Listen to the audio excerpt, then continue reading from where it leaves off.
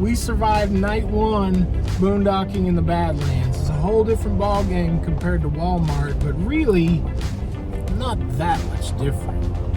Well, I mean the views. The views are a little bit better. I meant being off-grid, but yes, the views are absolutely incredible.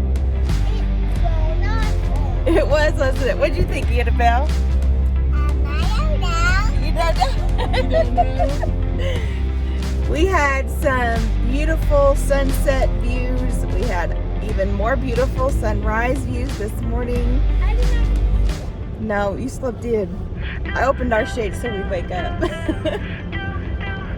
We are off to explore. We're going to go to the visitor center at the Badlands National Park and do some hiking trails.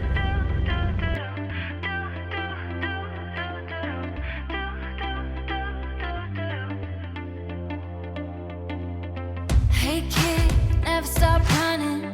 Breakbeat, a dream that's drumming on. In the backseat, we're humming, and we rise up with the setting sun.